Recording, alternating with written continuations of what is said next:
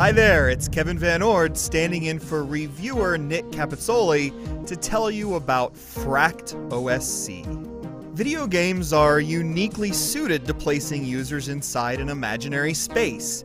That's a notion that Tron took quite literally, and FRACT OSC doesn't stray far from the same idea. In FRACT, you find yourself within a synthesizer, full of floating geometry and backlit monoliths. The first sight you see in FRACT is awash in black, though. In first-person view, you fumble your way over to a darkened computer terminal only to find it locked. The synthesizer is broken, split into a trio of color-coded components that need to be reconstructed. Afterwards, the area branches outward into layered networks of caves and puzzle rooms.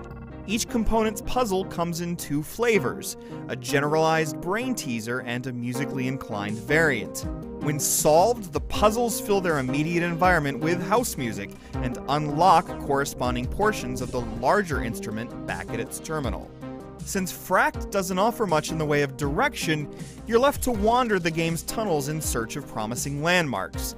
Thankfully, the game's organic, sometimes mechanical scenery holds quite a few of them. It's an impressive labyrinth, and you gain a better appreciation for its complexity when you take a ride on the fast travel monorails that link it all together. But just off the beaten path, you'll find ugly areas and dead ends, and because FRACT is so directionless, you end up spending too much time within them.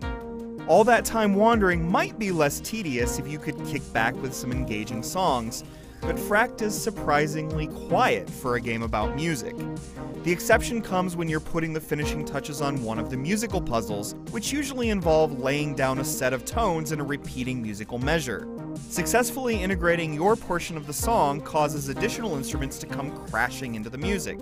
The resulting cavalcade of sounds makes for a wonderful reward. Enjoyable as the puzzles are, they're overshadowed by those that don't seem thematically relevant to the game's setting. FRACT is overstuffed with platforms that need raising, sliders that need switching, and tumblers that need rotating. Most of these puzzles are uninteresting, and they're further hampered by the game's movement quirks. Confusingly, gaps between platforms can sometimes be walked over, but once in a while you'll plummet through a small crack in the upper floors of a puzzle, and will have to make your way all the way back up from the bottom. Eventually, you find yourself back at the main synthesizer and stare at the glowing dials. Something's lost in translation here.